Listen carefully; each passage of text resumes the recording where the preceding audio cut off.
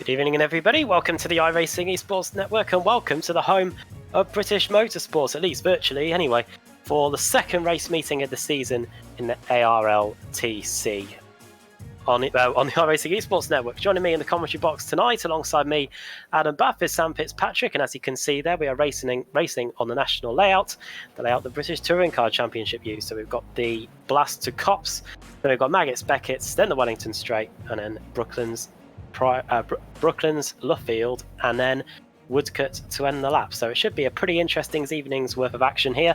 3 20-minute sprint races with the reverse grid to contend with as well. And Sam Fitzpatrick, after an interesting opening start to the season at Mid-Ohio last week, we come to Silverstone, one of the shorter circuits on the calendar, expecting to see, well, I guess will be a slipstream fest. Yeah, we've had a couple of shorter circuits on the calendar this season. We've also got Suzuka East coming up as well for the showdown, one of the showdown meetings. But it's great to be at Silverstone National. These drivers will really enjoy it. As you said, it was in the British touring cars season after season. I'm sure still is, if hopefully we can get this season underway. So there's got plenty of heritage in touring cars. And yeah, should be one that the drivers will be very close. Looking at the times, pretty much every single driver is separated by less than 1.5 seconds. It is absolutely insane how close everyone is. Of course, part of that is a short circuit, but a lot of that is just the drivers know this track so well. There's not a whole lot of corners to perfect, and so going to be some good opportunities for the midfield drivers. Does that mean that setup's key around here? Are you trying to extract every last thousandth out of these ARL CCR cars? Yeah, I think it could definitely be to get a little bit of extra time. It is tricky around this place, a lot of long corners, possibly even more so with this national layout. You can see this long right-hander you do to cut the circuit off, and then you got the final couple of corners as well. Cops is a very long corner as well, so you kind of need to dial out the understeer if you possibly can, which isn't so easy in these front-wheel drive cars. And as we were saying before, second round of the season. Everyone was a little bit fresh. I think last time out at Mid-Ohio, we saw a few incidents. I think this round, hopefully, it will calm down a little bit. And yeah, should produce some very good action. Well, one thing that's going to be interesting about this qualifying session that you're currently watching at the moment is the drivers will be particularly key to make sure they don't cut any of the circuit around here, because of course if you do pick up an off track around here, if you do go off the circuit at any point, your lap time will be invalidated, as David Baker here goes to the top of the qualifying tree with a 59.619. He edges out Ben Palmer by just 26 thousandths of a second. But when it comes to the race, there'll be a few more incident points available to them, so they can take their chances with the track limits. I just wonder, Sam, whether we're going to be seeing anyone go superly wide at Cops early on to try and maybe gain some time, or maybe try and keep a place ahead of the person behind. Do you get I'm not too sure, do you get a slowdown if you go wide at Cops and then come back onto the circuit? I think if you really push it, I think you can get a slowdown, but hopefully the drivers won't be doing that to that much extent. I mean, of course, it's not a brilliant element, but at the same time it's quite interesting where you kind of got to store them up as the race goes on. These drivers do have a lot of leniency when it comes to the instance 20-minute races. Of course, we have in this race 3 of them we have today, and 17 instance is when you start to get a penalty, and of course we do get a little bit of bumping in this series, so you don't really want to get more than about 10 off tracks. So when you use them, it's almost like DRSs in the 3.5 car we see as well, and in the real life Formula 3 cars as well, where you kind of store them up to the end of the race when you really need them, because yeah, that can certainly be your best chance at overtaking. And this isn't an easy to overtake circuit, so if you can gain that little bit of pace, it could be absolutely pivotal to get track position. As Ross McFarlane, he's trying to get track position. He's now on pole position by a massive 4/100ths of a second. Yeah, that's quite some comfortable breathing space if you look at the rest of the times. I'm sure when we run you through the 50 plus car grid later, many drivers will have set exactly the same time. Just having a look at the top 20 to see if anyone there has, but you can just see there's 3 thousandths of a second between Palmer and Cooper, just 1 thousandth between Cooper and Simmons. This track has thrown up a few photo finishes in the past too, so watch out for that over the 3 races. Of course, we have got a reverse grid, and if you are new to this series, welcome. You haven't missed much. This is round number 2 of the season, but this whole series, ARLTC, has been running in its previous guise of ESRTC since 2013, and we've been covering it since 2014 here on Apex Racing TV, and we have the privilege of bringing it to you here on the iRacing Esports Network. The season has had many formats, but this season we've got 14 rounds, which equates to 42 races, 3 races a race meeting. And of course, there is a showdown as well at the end of it. 4 showdown race meetings. They are at Interlagos, Suzuka East, as Sam was mentioning there. That's a good one. Bathurst and Daytona to end the season. And we have a prize pool of up to 1,500 quid to play with here. And there's 4 championships. There's the Pro, which are the drivers in red on your timing screens. The Pro-Ams, which are the blue. The Pro Teams Championship, and the Pro-Am Teams Championships. So plenty for all of the drivers to watch out for. And who should go on to pole position? It's our championship leader, Sam, Ash Sutton, with 59.5, which demotes your driver, Ross McFarlane, down to second place there with just a couple of minutes to go. Yes, Ross will certainly be feeling the brunt of that later on. He will not get his wages paid if he cannot get pole. So you can see very much dominated the pits field by British drivers. Wojciech Sawidowicz, by the way, based in Ireland, I believe. So he's got a bit of a connection. Daniel, the closest from Europe down there, as Sutton just trying to position himself for another lap. The slipstream effect isn't going to be massive around this place. I think we might be going to Monster at some point this season. Oh yeah. And Daytona, of course, as well. The last round of the championship, as you were saying before. So that's going to be absolutely massive, of course, where it does gain you absolutely massive amounts of time. And I mean, I've been in this series as a privateer in the past. I've only done a couple of meetings, and when you don't have that slipstream, it is absolutely painful because you're losing half a second just down the straights. And if you can coordinate it well, and these drivers are so experienced as teams to work together, some MX5 experience as well, which is even more to get the slipstream.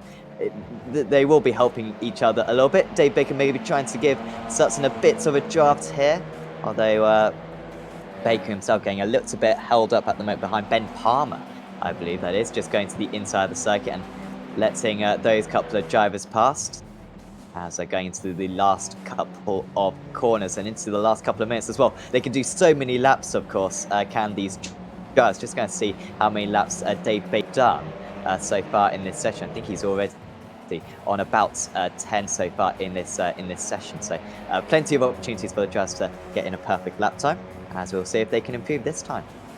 All over the line they go. The gauntlet has been thrown down by CQR Pure Sims, but Apex Racing Team's Jack Sedgwick very nearly rose to it, 0.02 of a second slower than Ash Sutton, and I'm sure he hasn't been too far as close as that in many qualifying sessions in his time on iRacing. Jack Sedgwick, who currently sits in, scrolling down to see whereabouts he is in the championship standings. I don't think he's in the top 29, but I can read you through them. It's Ash Sutton that leads the way. Then it's Cooper in second, Jason Cooper, Ross Balfour third, Ben Palmer fourth, and Pete Harrod in fifth. That's the state of play in the Drivers' Championship. There's a bit of contact there in the closing stages of qualifying as Peter Dempsey. Oh, then he has a little bit of a nudge with somebody else. Jack Sedgwick desperately trying to stay out of the way of everybody. I think, if anything, Sam, I know you can try and orchestrate things with slipstreaming around here, but in this qualifying and maybe even race 2 and race 3 with the reverse grid, your friends away can find them really. And once the reverse grid happens and you are all muddled about all over the place, you're just going to have to hope that the driver in front of you can provide you a decent enough tow to get yourself a bit further up the grid as Jack Stiles comes across the line to go 26th fastest with a 1 minute dead. 1 minute 0.02. He is 7th of the Pro-Am. Still some decent times coming in though. There's Cooper. He goes up into 4th with a 59.5. Yeah, and only half a second off pole position is Jack Stiles. Once again, just saying how close the field is out here. And a great turnout as well, as always. 50 odd drivers for this meeting. We did have 57, I think, last time out, which was maybe a little bit too much for the mid-high circuit, which isn't the longest circuit in the world. I believe all the times have now been set because it is such a short lap. Check flag came out about a minute and a half ago. These drivers just coming back to the pits, and I think we have advanced to the race, and we are able to go through the starting grid for race 1 of the evening. Yeah, we do. We have 2 minutes to try and get you through all 55 of them. That's going to be a tough assignment, but we'll try it nonetheless. Ash Sutton starts on pole position. Jack Sedgwick just 0.02 of a second behind. Ross McFarlane in third. Jason Cooper completing row 2. Then it's Dave Cooper, Ben Palmer, George Simmons, Damian Harris, Ross Balfour and Josh Thompson completing the top 10. Wojciech Savidovic, the reigning champion, starting in 11th. Peter Dempsey in 12th, the highest of the Turn 3 cars. 13th is Daniel Nudge, then Adam McNally, Michael Evdoka, Pete Harrod, Jamie Rushworth, then Simon Field, Blackhall and Williams completing the top 20. Then it's Mark Johnston, the Irishman, starting in 21st. Then it's Badly Gergo in the Instant Driving Academy car. He's in 22nd. David Von Breck in 23rd. Matt Bunn in 24th for CQR Sim Sports. He didn't have the best of times here in the World GT Championships, if I remember correctly. Kevin Carlisle starting in 25th. Then it's Jack Stiles in 26th. We were covering him just at the end of the quali there. Then it's Luke Cooper, Tim Greven for Craig Setup Shop. Then Michael Blake, Adam Hedgecock, Lee Berridge in 31st. Then Mark Woodhouse, Conor Parise in 33rd. Paolo Preto for Fiercely Forward there in 34th. Johnny Adam, the Scotsman, in 35th. And John Roberts for Boosted in 36th. 37th on the grid is Sean Garner, then Niall Murray, Mike Horder, the Welshman, Kip Stevens, 2-time champion of this series, Scott Malcolm 41st, Rob Sutherland 42nd, then we've got the likes of Rob Graham, Bram Clace, Jose Malbran, Rob Jackson in 46th, and then Tyler Vickery, and then the cars that didn't set times, Pete Newman in 48th, 49th Tim Stabani, then Adam Hadfield, Keith Dempsey, James Holman, Nicky Meredith, Jake Robertson, Rob Barrable, and Mads Borg starting at the back in 56th place. Good work. 8 seconds to go. Comfortable. Oh, I know. I could have taken my time a bit more. Could have breathed. With that, I know. But these drivers can't afford to do that because we have got 20 minutes of the Silverstone National Circuits. It's the second race meeting of the season in the ARLTCR. And we are underway. Good start from Ash Sutton, but it looks like Jack Sedgwick might try and take the lead. But Sutton with the classic Schumacher chop into Copse, and he holds on to his lead. But Sedgwick's wasting no time. Looks like he's trying to get that lead straight away, and he might have it. He's got the overlap, and the Apex Racing team car looks like he's got the pace and the line to take the lead into Maggots and Beckett. Sutton tries he might on the outside. Is not going to be able to hold on to it, but in his favour, the next corner is a left-hander at Brooklyn. So watch out for Ross McFarlane too as they go onto the Wellington Straight. We've got a battle for the lead on our hands straight away, Sam. Yeah, it's ever so close, and there's McFarlane, Cooper, Baker, Palmer, all very close behind us. Back down the inside comes Ashley Sutton. Can he be able to get his full car ahead? They've been so for almost the entire first lap of this race, and now barging his way through is Jack Sedgwick. That's all seemed pretty legit, to be fair, and now Sutton is just trying to have to hang on to second place. He should have the overspeed to get back ahead of Ross McFarlane. That is what he does. Jason Cooper trying to take advantage of it in his Auto Met car. 4 different teams in the top 4, so not a whole lot of allegiances for these drivers. Actually, Cooper has lost out there, and it's Dave Baker going well away from his normal position of 6th. He's trying to get to the top 4. And it looks like he might do just that as he gets on the brakes. We've already completed 1 lap here, such is the short nature of this circuit. And Dave Baker with a textbook move up the inside. Contact there. That's Michael Evdoka in the... that is the 99 car. Sorry, it's Daniel Nudge, Instant Driving Academy car, the Hungarian. He has been shoved out wide at Beckett's, and he's losing a lot of positions as a result. We're at the fastest part of the circuit, of course. Cooper still trying to hold on in there. And with Luffield going right, he's going to have the inside line, is he? Oh no, contact made between Baker. That's a nudge out of the way. And Baker's really going to be Harris hung out to dry there somewhat, isn't he? Yeah, and Harris just managing to get his way through there. Nice move, actually, from Damien Tufed to get up into 7th place, and Baker drops down to 9th. So disappointing for him. You've got a little bit of side-by-side as well further behind with Savidovic down in 12th place, and actually he's going to lose a place, potentially Savidovic, and that's what you were talking about earlier on, taking an off Jack, trying to gain an advantage. In the end, Savidovic actually had the bets line on the inside, and all of a sudden starting to sprint away. It's 2 by 2 just behind with Dempsey, McNally, Harrod, and now that's Peter Dempsey then, who was trying to get past Savidovic.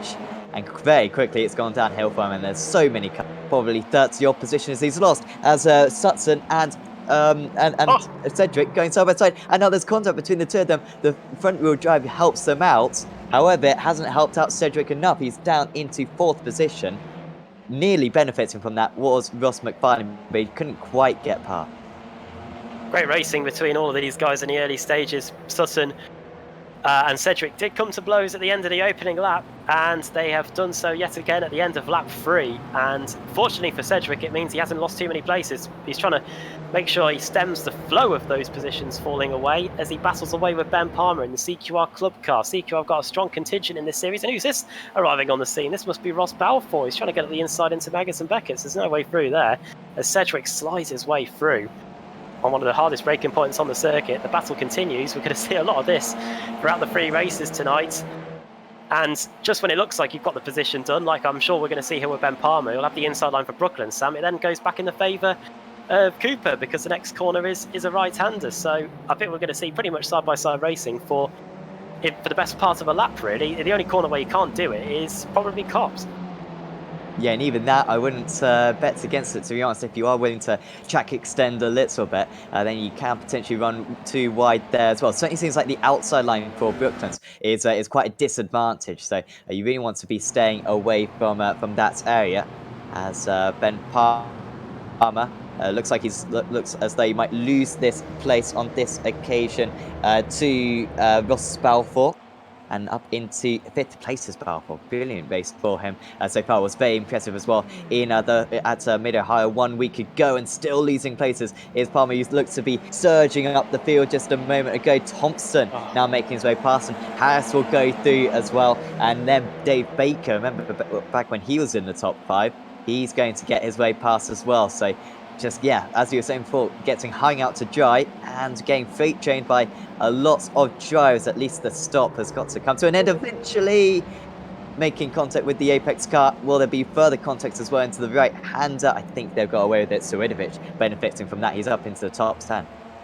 Yeah, George Simmons, the car that had to pay there, getting a little nudge there by CQR Club's Ben Palmer, and the SDK Gaming car loses a few places as a result, down to 11th place now. Looks like Ben Palmer might just be letting him by. That's good sportsmanship from Ben in the 102 car, and back through goes George Simmons, so he's up into the top 10 once again. Fastest lap on that last lap, Jack Sedgwick, who must be a man on a mission to try and get back up to Ash Sutton after the contact made between the pair a couple of laps ago. But as you can see, he has got 2 cars in front of him to get to the CQR Pure Sims car. Jason Cooper, who, as we said at Mid-Ohio, Automech have come on leaps and bounds, and this season looks set to be their best yet. And then Ross McFarlane in 2nd place, who is a decent peddler himself, and he'll be eager to try and get one over on the former BTCC champion, who will have raced at this circuit in the wet last season in his Subaru, and we'll be hoping to get back behind the wheel of a touring car in the not too distant future. Biggest movers so far, James Holman is up 19 places. He's currently in P33. His teammates in the Turn 3 Motorsports stable, Nicky Meredith, is up 17. So a lot of drivers in the midfield have made up after their qualifying, and that could prove mightily beneficial when we get to the reverse grid races a little bit later on, as McFarlane nearly goes into the back of Sutton. And we've got a very decent scrap here going on, Sam, for places in the top 15, the likes of Daniel Naj. We've got his fellow Hungarian, his compatriot Gergo, and Adam McNally as well in 16th. Yeah, this is all very close. Matt Bunn in there, Johnston, Williams as well. Berge only 1.2 seconds back, Berge with plenty of places gained as well. It's an opportunity potentially for Daniel to start pulling away from these guys as all contacts with the CQR driver. How's Baldy going wide? And now car number 11, Matt Bunn, going to try to force his way back through. Craig Williams, of course, Craig set up as a side-by-side for the lead. Is this the 3 leaders? Or sorry, 2nd, 3rd and 4th. And it could be all change here. Cedric staying ahead of Cooper, who's now got ahead of McFarlane. Oh, that's so and Balfour close. Is right in this as well. Oh, and it's all going to come to a head now. Ross Balfour says, "Thank you very much, lads." I'm up the inside as Cooper and it looked like McFarlane came to blows there. McFarlane's definitely come off the worst there. He's now down to 7th as Ross Balfour and Jason Cooper go at it down the Wellington Straight. Josh Thompson, I should say. He's driving right, James Thompson at the moment. It must be said he's up near the front. Into Brooklands. Ross McFarlane trying to get back some of those places that he lost. It's going to be tough to go around the outside of Josh Thompson at Luffield. That must be said. And now here comes car 503. That is Damien Harris, who has got a decent run on the exit, but as Sam alluded to earlier, if you're on the outside through Woodcote, it often does allow you to get a bit of overspeed as the drivers come across the line to start lap 8. We haven't even had half of this race yet, and this is usually one of the calmer races, race 1, but these drivers are in a desperate pursuit to get to the front. When we were away from these guys, Ash Sutton managed to pull out a 1.1 second lead, but here we are on board with the TechSense Fitstyle Motorsport car. Look how late he is on the brakes. These cars slide about so much. They do take a few laps to get their tyres up to temperature as well, from memory of competing in these cars last season. And now we are down the Wellington Straight. See how much tow he can pick up. Sam mentioned in the qualifying that it's not going to be as much. You probably need a strength double this length to make any benefit from it. And now everybody's back line astern again, Sam, as they try to close that 1 second gap to Ash Sutton. Yeah, I think they're more concerned about getting track position over one another, which is absolutely what Sutton needs. Now Cedric starting to pull away as well, and even Cooper. Well, actually no, they're all queuing up behind Jason Cooper at the moment. Balfour and Thompson absolutely superb pace. I mean, Thompson's usually pretty good in qualifying, but today his race pace has been even better. There he is, and not too much damage on that car either. Of course, the new damage model for these machines, and we really haven't seen it in too much use so far today. I hasten to add, though, I think we will see it in plenty of use later on. Thompson lining this one up nicely. He's 0.3 of a second behind, and this straight, as you were saying, like, I mean, not the longest straight in the world. It does take a while for you to really start gaining some time, but they are all starting to gain back on Ashley Sutton now. So on this lap, it'll be very interesting to compare. In fact, on the last lap, they were all 0.3 of a second faster than Sutton. So I don't know if that is maybe just the draft helping them out a little bit. Of course, flats out it through Woodcote for these guys, so that will help them in the draft, so along with the back straight.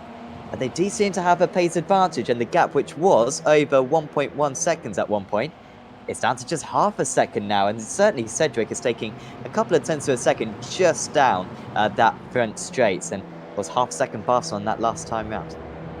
Well, I would say it'd be incredibly harsh to say Sutton's had a poor lap. He did a 1 minute dead, as opposed to Jack Cedric, who only lapped 0.4 of a second quicker. But around this circuit, that is light and day, and as you can see, the gap is now back down to 0.3 of a second. Last time around, Cedric did set the fastest lap of the race, and he's got Sutton right where he wants him. He's got no one in front of him to give him any sort of tow, and he has managed to get around 0.6 of a second back to Jason Cooper in third place, so he doesn't have to worry about any attacks from behind for the time being, and he has got 9 minutes to try and get the championship leader, Ash Sutton, out of the way. Hopefully in the cleanest way possible, as they come out of Luffield, now through Woodcote. Let's see what the lap times are like this time. We've still got around 36 cars on the lead lap. Over the line we go. Ash Sutton at 1 minute dead again, 59.7 for Cedric, so another 0.3 of a second getting taken out. This is a circuit that is, despite its shortness in length, a bit of a tyre killer, a lot of long corners around here, and I'm sure the drivers will be feeling that towards the end of the 20 minutes. Through Beckett's we go, and back onto the Wellington Straight. A fantastic view from the rear of this Audi RS3. And where's Cedric going to go this time? If I was Sutton, I would pin myself to the inside. Then again, I'm not a British Touring Car champion. He is, and he has done that. Let's see what he does into Brooklyn, Sam. Well, if you can get around the outside through this one, then you have the inside for this final corner. And once you have the inside here, then I think it's game over, because you see how long this corner is. You think of the extra length you have to navigate. Oh no, Damien Harris, who was having a brilliant run, and he's been very unfortunate to position his car. That recovers pretty well. But he's outside the top 20 now. It is kind of a leading bunch of the top 12. Simon Field, by the way. So on the side of your screen, you've got the tower, as actually I think we're going to have to concentrate on this race lead, because Jack Cedric has taken the race lead. But I think Sutton's going to be right back at him into the right-hander, where he cut the vast majority of this circuit. And they are still side by side. In fact, actually hanging on is Cedric. Sutton back into the slip at the moment. he's got a little bit of time lost, but now that draft will help him out, getting a bit of overspeed. And he's coming back down the inside. Almost contact between the two of them. And this maybe is turning into a top 5 battle as McFarlane struggles to gain time on these drivers. Right, now the shoe's on the other foot, as it were, as Sutton now gets the benefit of the toe, and now Jack Sedgwick, instead of looking forward, he's now got to essentially drive through the mirrors because Sutton is going to be mounting an attack. You can see how much the tyres are falling away because we were lapping in the 59s in qualifying. Most of the cars now lapping in the 1 minute. 1 minute 7 for Sutton last time around, 1 minute 3 for Sedgwick. Is Sedgwick going to pull the pin and start driving away? Craig Williams, though, he's not too worried about the tyres. He's done a 59.9, new personal best for him. Woodhouse and Grevin, 19th and 20th, they are still lapping in the 59s too, just about anyways. Now it looks like Jason Cooper wants second place off Ash Sutton. Jack Sedgwick has managed to pull the gap up to 0.4 of a second, and nearly even half a second down the Wellington straight. I wonder if there's some sort of a problem with the CQR Pure Sims car, because as things stand, Sedgwick is starting to increase his advantage and maybe not look in the mirrors as I was initially starting to prophesise about. Right now it's the fight between CQR Pure Sims and Automech for that second spot on the podium. Yeah, it's rare that Sutton isn't the fastest driver out on circuit, but you're absolutely right. You can see visually that gap extending half a second. Gains a little bit down this straight. That's about a tenth. So I reckon that the draft down this place probably about 1/4 of a second from the distance that Sutton is behind. So as long as he's lapping within 1/4 of a second of Sedgwick in terms of ultimate pace, then he should be all right. And he has started to close that gap down back down to 2.5 of a second now. So there will be opportunities, but he cannot afford to make a mistake. I wonder just if Cooper is thinking that same thing. If they start battling, lose that draft to the race leader, that could be game over. I'm sure Cooper, whilst he'd love second place, he would even more love first place. And whilst ruling out Ross McFarlane before, he is almost on the back of these guys now, 0.3 of a second faster than all of them. And he's towing along Wojciech Sawidowicz, remember him, as a few off tracks as well for Jake Robertson, very far down the aisle. I think as well some issues for Scott Malcolm. So some big issues I think around the middle part of the lap. We might have to get a replay of how that happened. Apologies, no issues when it comes to that. It was just my timing screen going a little bit crazy. But by the way, you can of course check out the live timing. You can check out the drivers' last laps, their best laps, the intervals between each of them, their positions obviously, and the amount places that they've gained. That link is in the description below, but of course provided by SDK Gaming. And Sutton is right onto the back of Sedgwick now. He's just got to find a place, maneuver that CQR car ahead. Great opportunity for Sutton to try and weigh it where he can get the overtaking move done. That might be a dress rehearsal for a little bit later as he looks up the inside into Brooklands. It's not out of the equation of having a photo finish either. We saw a 1,000th of a second finish back here in the Kia Optima a couple of seasons ago. On that GP as well. Oh yeah, between Lorenzo and Marquez on that one, wasn't it? I was also thinking last year as well. And last season too, yeah. Many photo finishes here on the national straight. Let's hope we get something as close to that today. There you go. There's the drivers using potentially an off track as they run a little bit wide. If you want to know if a driver has gone off the circuit, their number on the timing tower flashes in red, and if it flashes for a long time, then you know something's seriously gone wrong, like what we saw with Damien Harris earlier. Not too sure what happened to the Irishman, but we did see how we did see that he had in fact gone off. And thankfully he's back on the circuit again as we stay with the leaders going into Brooklands again. Shows you how quick a lap goes by this circuit. And Sutton nowhere near to getting past Jack Sedgwick. Sutton, who is the championship leader after having a great meeting at Mid-Ohio. And he's hoping to carry that form forwards here today. Luke Cooper also having a good meeting. He leads the Pro-Am Drivers' Championship. CQR Pure Sims lead the Teams Championship, and the Team Am Championship is currently being led by Boosted Sim Sports. Here is the reigning champion, Wojciech Sawidowicz, who is in 7th place.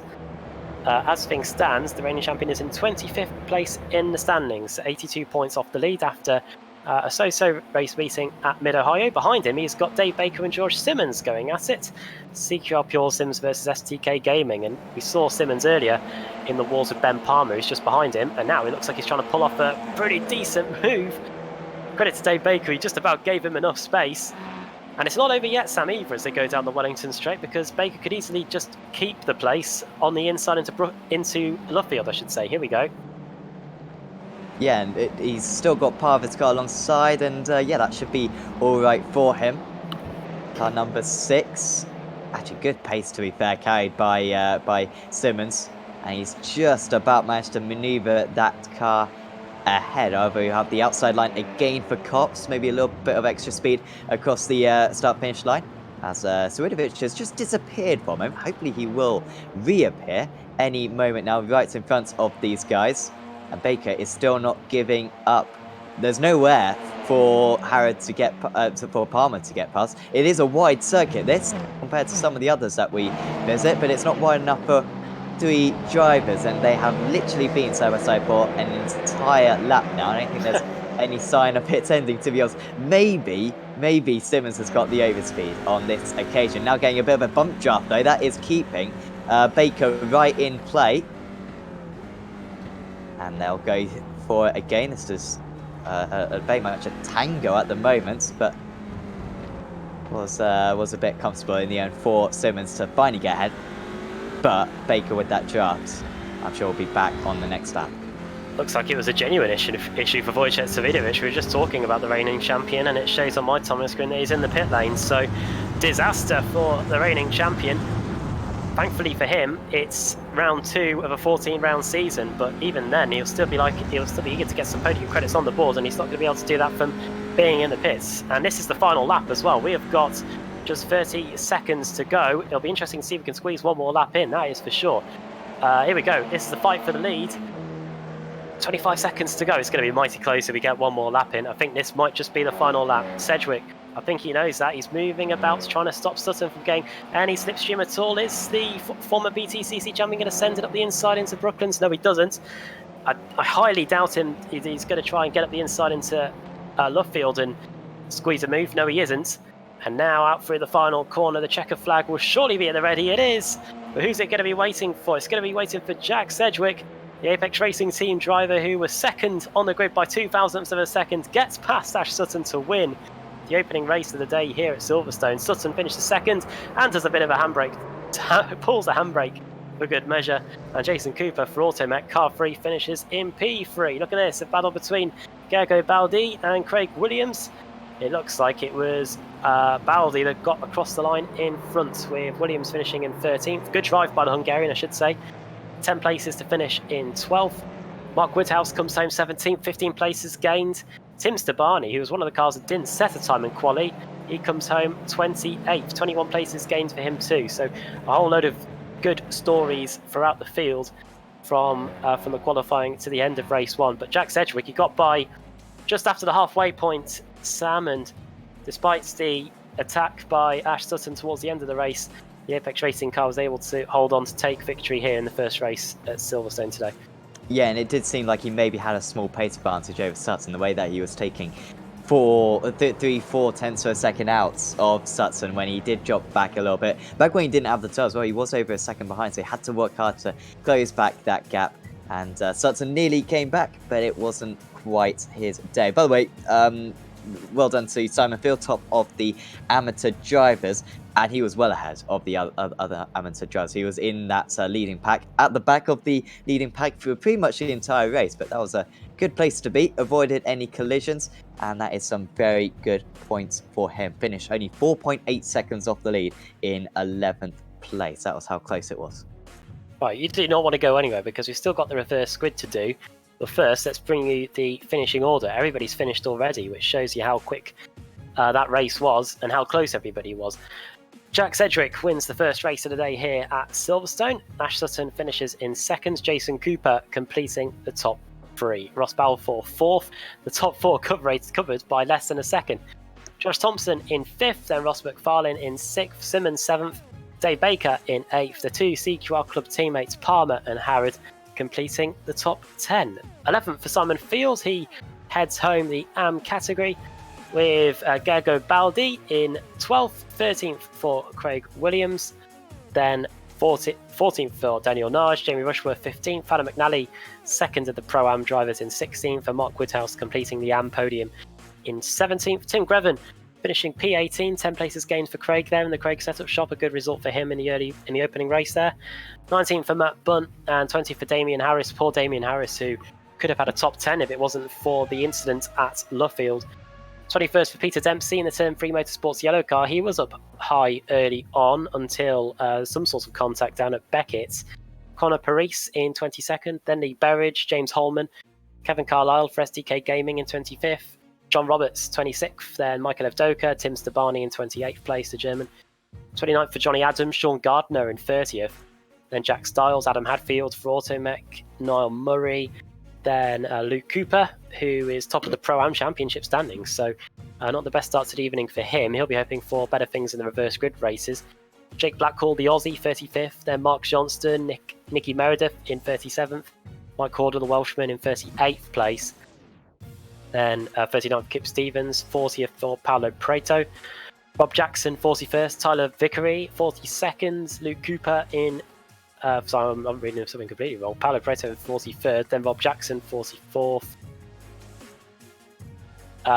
then Tyler Vickery 45th, Adam Hedgecock 46th, then it's Jose Malbran 47th, and then the cars that did not finish the race, poor Wojciech Savidovic, technical issues for him means that he finishes 2 laps down and is out of contention for a reverse grid spot. Jake Robertson 6 laps down, and more cars that were involved in incidents during the race. Brom Clace, David Von Breck, his compatriot, Rob Graham, Michael Blake, Keith Dempsey, his teammate Rob Barrable, and then Matt Sporg at the back in 56th. Not too sure if he even took the start. I'm not too sure on that, but he started 56th and he finished 56th on the opening race of the evening. So it is time for the reverse grid, and for that we bring in Sam Kumo, who is responsible for bringing you all the brilliant pictures we've seen so far at Silverstone, trying to keep up with all the action as well. But now we turn our attention to find out who's going to be on pole for race 2 here at Silverstone. That's right. The wheels on the screen right now, and I think no matter what we get, it's gonna be a crazy second race.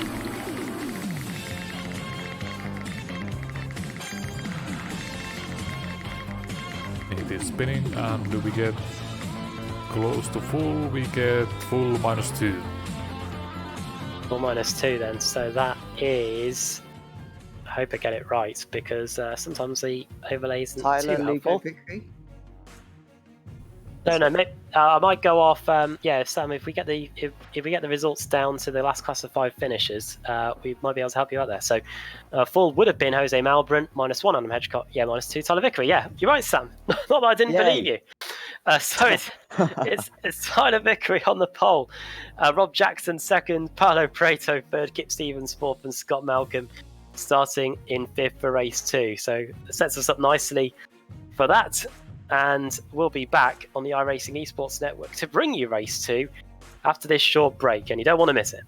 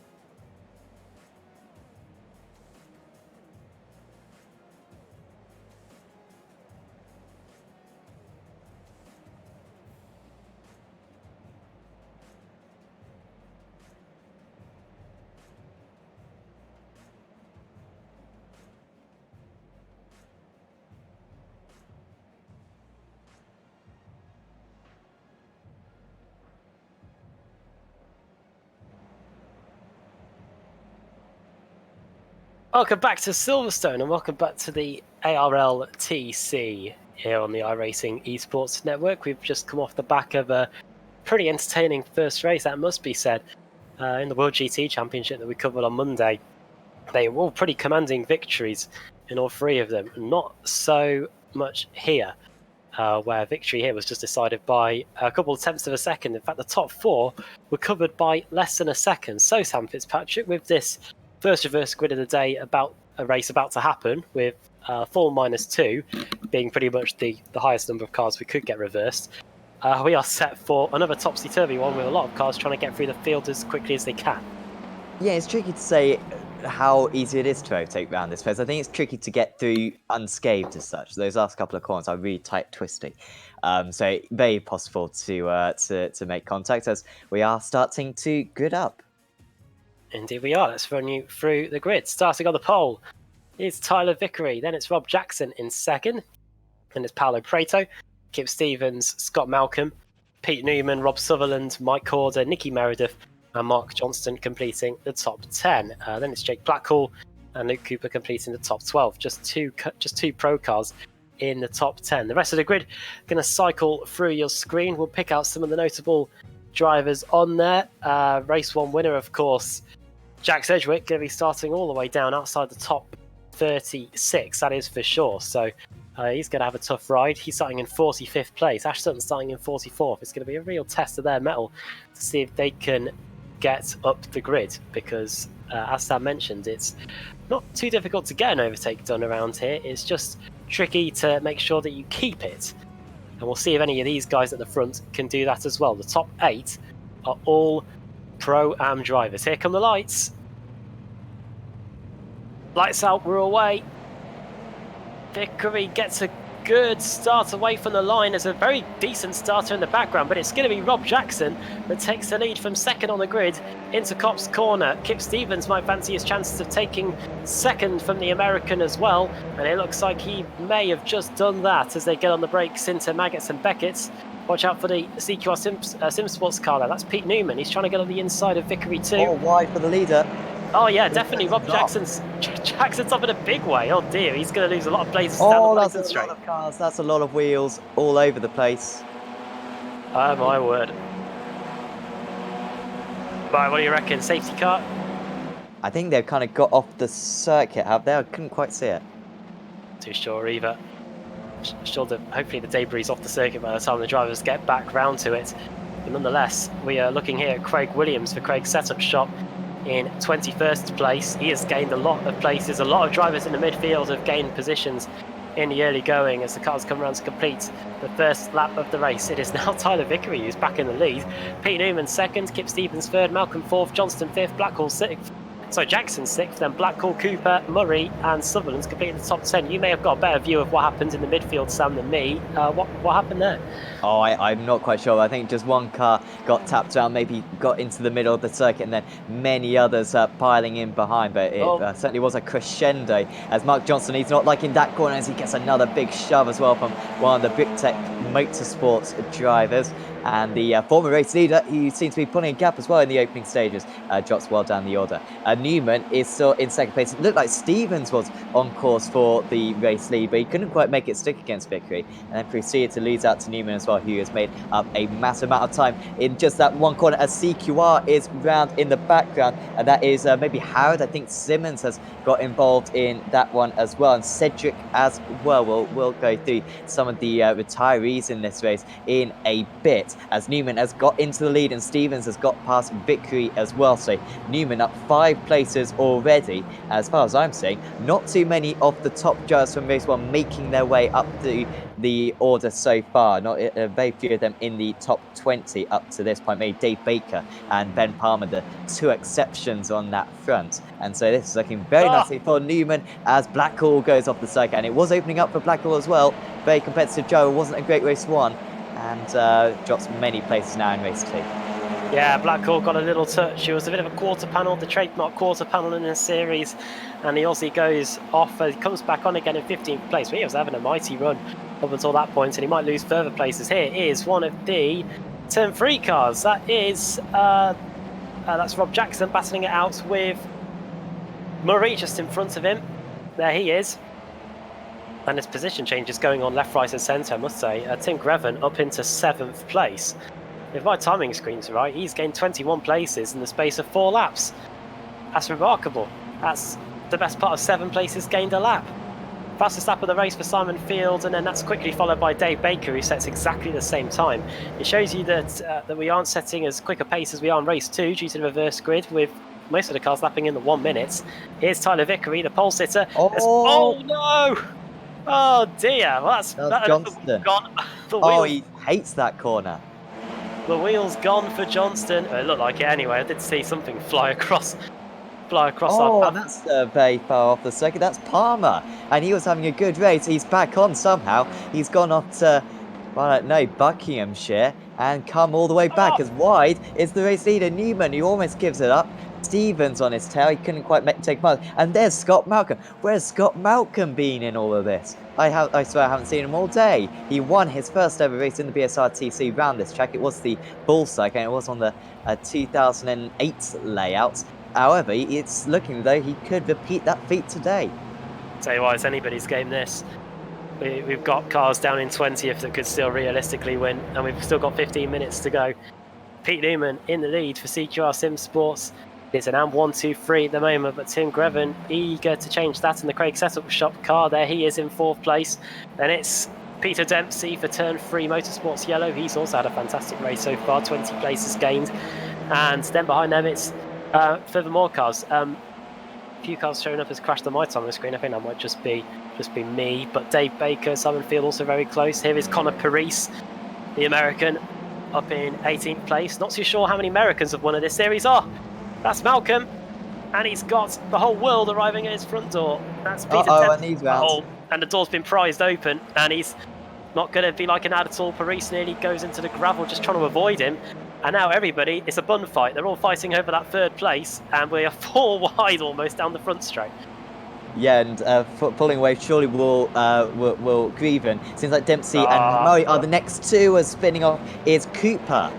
Oh no, Luke. And that is a couple of wheels lost. That is properly a couple of wheels lost. He's not going. Well, he's still going. Maybe he is still going. I don't know if he's lost wheels or not. It can be very deceiving on our screen. Phantom wheels and that. Dempsey's got past Greven. That's very interesting because Greven was gaining plenty of places. Dempsey himself up 21. It might be 22 if he can make this move stick. He should have the better line. Contact between the 2 of them. Greven sliding along. And he takes out the 99 all off as well. And that means that Neil Murray is up into 3rd position. But that was ever so disappointing for Dempsey and Daniel as well. Daniel's making so many places up. And he's got involved, I believe, in that fight. And we are running.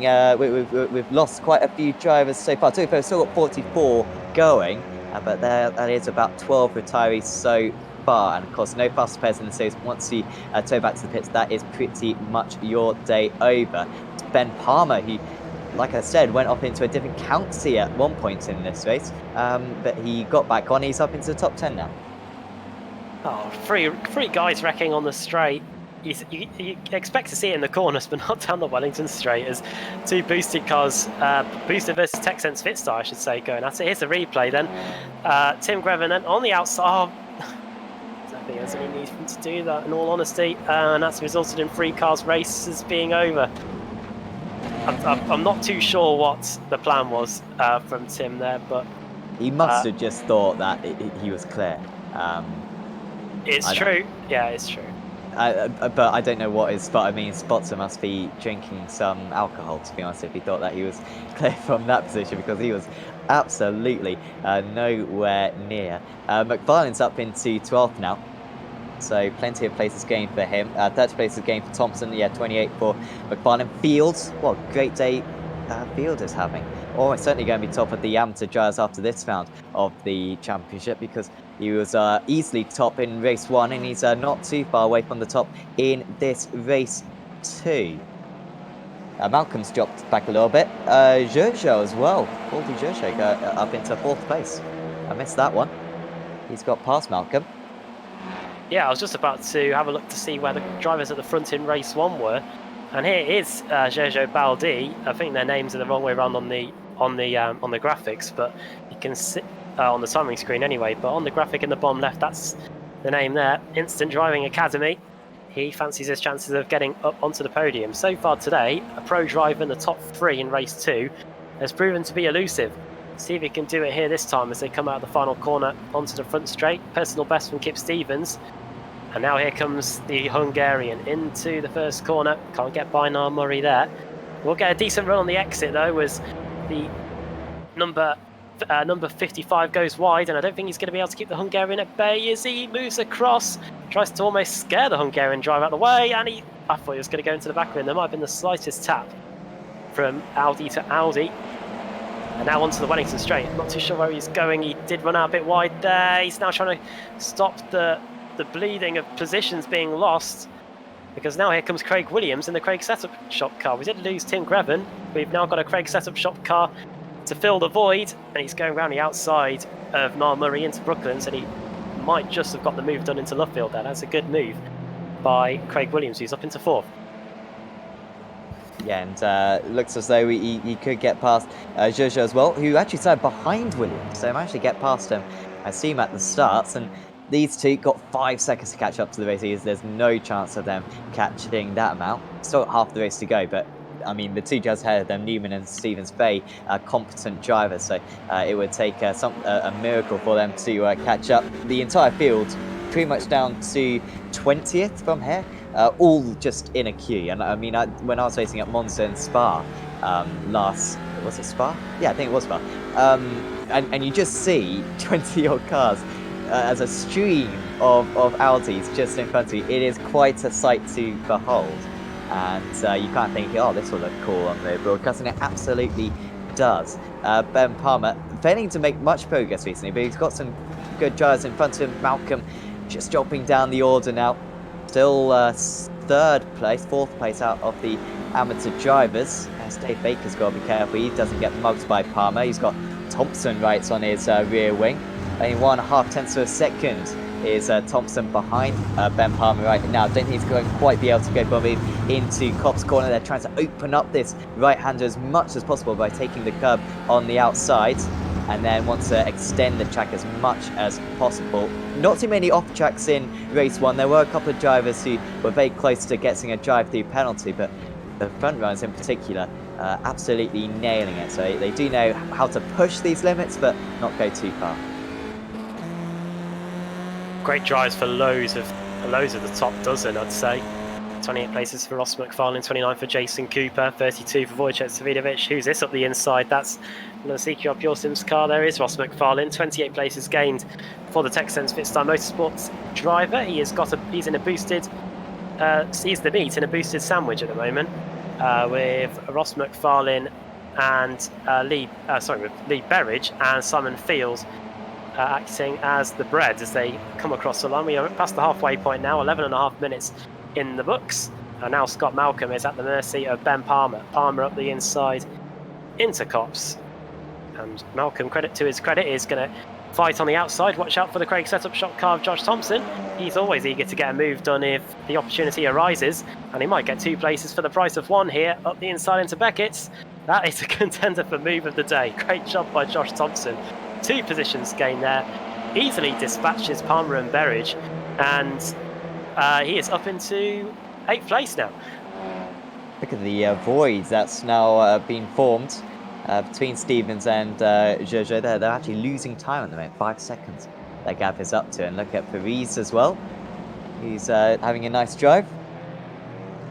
Plenty of great drives in that top 10 with some names that we're not totally familiar with. Some of the rookies in this series are struggling a little bit, and we always find it with loads of series, but I think this one in particular is probably the most tricky to get into the flow of things, seeing that it's so different to the official series. Of course, it's a multi-class 40-minute race in the official series with the IMSA Michelin Cup.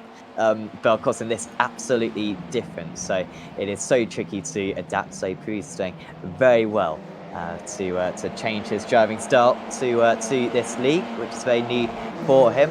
There's Thompson. He hasn't dropped Palmer yet. A little bit of damage, I think, on the front of that machine. they go into Brooklands. I think Palmer realising Thompson's quite a good plough, shall we say. I don't wish to mean that harshly on Thompson, but he'll kind of separate the cars in front of him, and he might be able to get a few places for himself. Field having a tricky time now. Drops a couple of places. I think that was him falling behind Sawidovic, yeah, and Stabani as well. Still 20 places gained for Seinfeld. First up of the race on that last time was Jack Sedgwick, actually. He's just got up to 18th place. He's a little bit further behind these guys. And there is Jack Sedgwick. He's got two drivers fighting in front of him, Jason Cooper and Mark Woodhouse for Team Mad. Got a whole load of cars in blue. We've got a whole load of cars in red this season, which makes it difficult to identify. As Woodhouse at the inside, Automex, Jason Cooper tried all he could to keep him at bay. A lot of damage to the rear of that Automex car, must be said. But Woodhouse is through and up into 16th place. But will he stay there? That is the question, because here comes Cooper back up the inside into Brooklands, number 3. Is he going to be able to get it done? It looks like he is, because it doesn't look like there's too much grip outside there for Woodhouse. And there you go, through goes Jason Cooper back into 16th place. Jack Sedgwick now eyeing up the Team Mad car too, and just in front of that we've got Tim Stabani and Simon Field also fighting. That's over 14th and 15th place. So battles pretty much everywhere you look. This is probably one of the best racetracks on the calendar for stuff like this. Once you've got someone in the slipstream, you're pretty much set to fight with them for the rest of the race. And our timing screen is just literally a sea of orange and yellow and red in some cases. That's how close everybody is. As Baker and Niall Murray look like they're pretty close too. And in fact, so too on the scene is Josh Thompson. He's managed to fill that void. Mr. Plough has arrived well and truly, Sam, I think, as they go down the Wellington Straight. And Niall Murray is almost getting bump drafted by Dave Baker. He sees Thompson on the right and doesn't really want to get by. Here we go. Here's a fight for the final spot on the podium between Craig Williams and Jago Baldi, and it's continuing, and it might not be over yet as they come out of the final corner. He's making his presence known, isn't he, Baldi, right now? That was quite aggressive, trying to close the line into Brooklands, and then at Luffield he was not going to be overtaken at all. And still can't get past Can Williams, and here comes Paris as well. Now closing the line again is Baldi, and he might just have to stop this quite so aggressive driving. Finally, Williams does get on the inside. However, he's going to have a better run. By the way, whenever I say Baldi, I constantly think of Baldi's Basics, which is a computer game. Which is very weird, so this is strange whenever I have to say his name. Anyway, he's back down the inside as the number 13 car, and again Williams down the inside. They've made contact probably about 5 times in the past lap or so, and finally he does get past. By the way, hopefully someone please let me know if you know what on earth I'm talking about when I'm saying about Baldi's Basics, just so I don't look quite as idiotic as I do. Don't worry, I thought the sun was the moon around this circuit last season. As up the inside, Conor Paris, the American, got a free position as a result of Williams and Baldi going at it. And now here comes the Hungarian once again, up the inside and through he goes. So that is the Instant Driving Academy car. Oh, contact made again. Paris, you're just losing your own time here, because the Craig setup shop car is off up the road now. Craig Williams has got a 0.8 of a second advantage. Paris trying to follow in the footsteps of other Americans that have done well in this championship. Ray Alfala came into this series a long time ago, a couple of years ago, and did very well. Won on the oval at Twin Ring Motegi. Josh Thompson up the inside. He's trying to get past Dave Baker, and has he done it? Just about has. I think he's managed to find a postage stamp of space. And the Craig setup shop car, Craig Williams' teammate, is up into 7th place with 2.5 minutes to go. And the way everybody is so close in front of him, you wouldn't rule out Thompson getting a spot in the top 5. That is how close it is as they come across the line. As that's McFarlane also trying to get past Palmer. So Palmer's kind of lost that touch with Thompson now that Baker is in between them. Also, I mean, how is Murray still in 6th place? He's had these guys behind him for a while yet, and he hasn't been overtaken yet. That is absolutely remarkable. I think this might be the end of his resilience, to be honest. as Thompson's going to have an awesome chance at getting past at the end of this back straight. As he goes to the outside, not giving up is Murray. Some of these new drivers might not have as much respect for these established drivers as others, and he stayed ahead. That was good defensive driving. However, they are losing a bit of time ahead. Dave Baker, you doubt he would be involved in a collision. This could be a good point for him, as you can see, 2 by 2. As well, further behind, that's Sawidovic and Malcolm. Sawidovic just had a bit of a tough time. He got ahead of Malcolm ages ago. As here comes Thompson down the inside into contact now with Murray. He has to go wide, and Baker will take advantage of that. He wants that 6th place so much, does the car number 6. He goes to the outside of Thompson. I doubt Josh will even think about giving him half a chance at this one. And now McFarlane and Palmer have also got past Murray. So that's the tricky point of that. Palmer fought that one hard, arguably too hard, and rather than losing 1 place, he's lost 3. Oh, 4, sorry. Well, I hope you're enjoying this, everybody, on the iRacing Esports Network. These are the best in the business in the ARLTC. Pricing out for a prize pool of over £1,500 as at the inside goes Ross McFarlane. He wants some of the positions. He's trying to get past the CQR club car there, car 102. That is Ben Palmer, who's back in the top 10 after a decent showing in race 1. Ross McFarlane wants a few more points on the board too. Points are so crucial in this shortened season. Well, 14 race meetings in the past. We've had championships that go from March all the way through to December, but not so much. That's not the case anymore. Final lap of the race then. In race 2 at Silverstone, we've got one more race to come after this with another reverse grid. It's factored into the equation. Ben Palmer was all sorts of leery there on the exit of Copse, and Ross McFarlane is still trying to find a way through. Watch out for Niall Murray and also Wojciech Sawidovic, who is all sorts of all over the place trying to get past the Irishman in front of him. And watch out also for Lee Berridge. The boosted SimSport car has got a fantastic run here on the final lap. I do think, though, we are going to have to cut to Pete Newman just as they go 3 wide down the back straight. We'll hopefully bring you the conclusion of that in a moment. But the checker flag is out for Pete Newman. What a drive from the CQR SimSports car. A brilliant drive from Pete, and he wins the 2nd race of the day here. Kip Stevens, it's not often he gets on the podium these days. He gets 2nd place, and Craig Williams completes the podium. It's a drag race for 4th, and it's going to be Conor Paris just by about a 10th of a second over Gergo Baldi. And in terms of the Wojciech Sawidovic-Niall Murray fight, I think it was Murray that came out on top in the end. He got 11th by just a 10th of a second ahead of Sawidovic, and Jack Sedgwick almost arrived on the scene late on. He finished in P13. The drivers that were so far ahead at the front in race 1, clawing their way back in race 2 after starting pretty much at the back. And well, Sam, that was an overtaking spectacle really throughout the entire field, even at the front. Pro-Am drivers were mixing it up, and in the end we had a Pro-Am 1-2, which doesn't happen often, and it's Pete Newman first, Kip Stevens second, and that was a fantastic race to watch through pretty much the entire field. Yeah, it really was, and good driving from Newman and Stevens. Perhaps their experience just paying off there. They didn't make any mistakes, and once they got to the front, they weren't battling one another, but Newman just edging out that gap ever so slightly, and he will be delighted with that race win. Some brilliant drives from some of the amateur drivers as well, and some good drives as well from the pro drivers to make their way up the order, because they did start a long way back. They will be hoping that we've got a smaller reverse grid coming up for race 3, which will be very soon.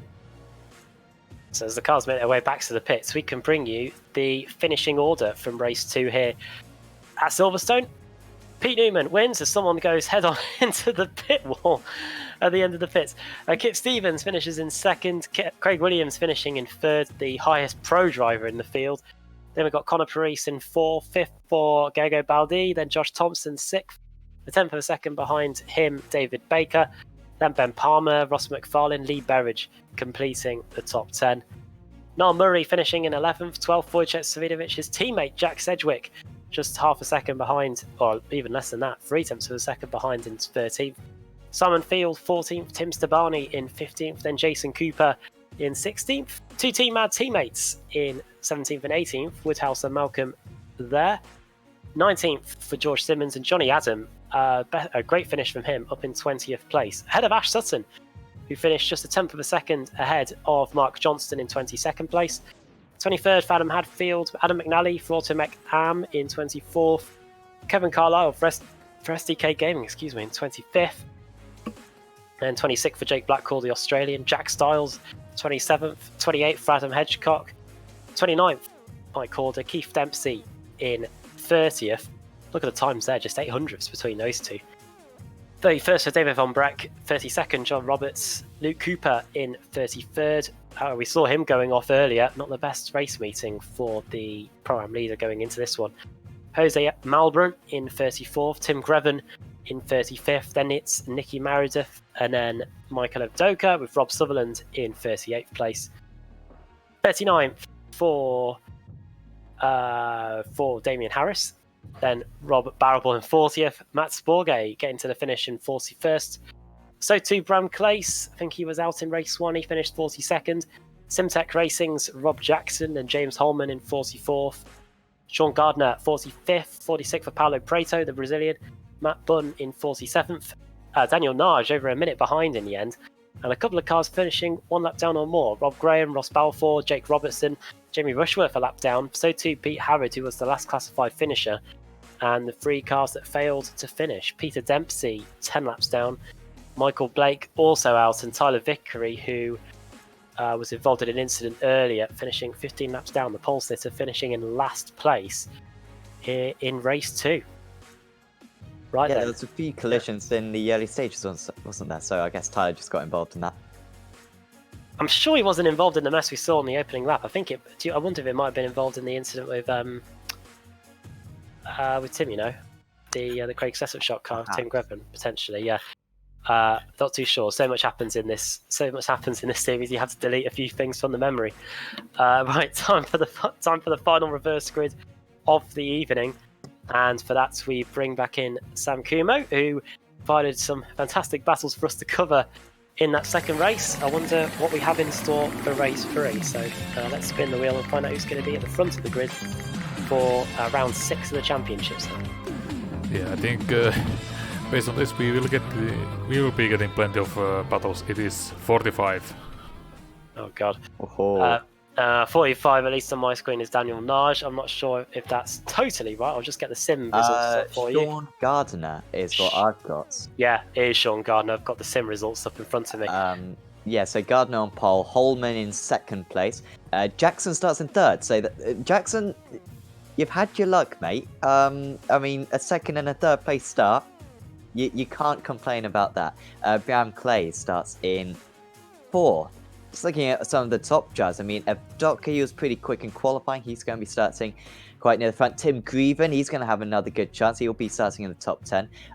Luke Cooper as well in amongst there. So maybe a couple of pros who are a bit out of place who are near the front, but on the most part will be the quick guys making their way up through the front, and maybe we could see another amateur race victory. Well, there we go. We hope to see that. It's coming up after the break here on the iRacing Esports Network. We've set the grid up nicely for you. 45 cars reversed for the 3rd and final race of the day at Silverstone. It's coming up next in the ARLTC.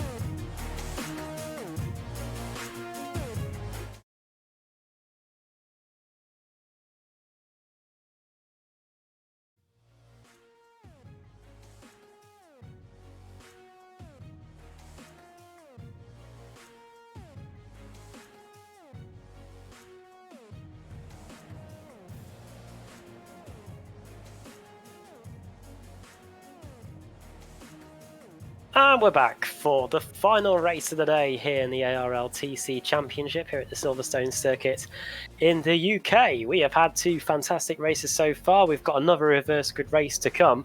And Sam Fitzpatrick race 2 was pretty breathless stuff. We've got another mightily big reverse grid for race 3. And we have got more drivers that could have the potential of coming away from this one with a winner's trophy. So we are looking forward to bringing you this final race.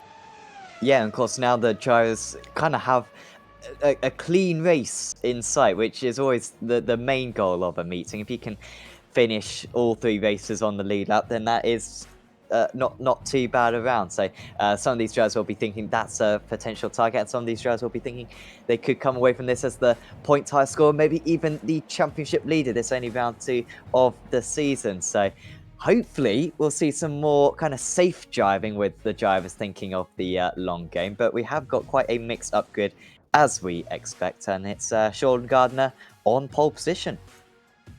It is. Let's run you through the grid. Gardner on the pole then.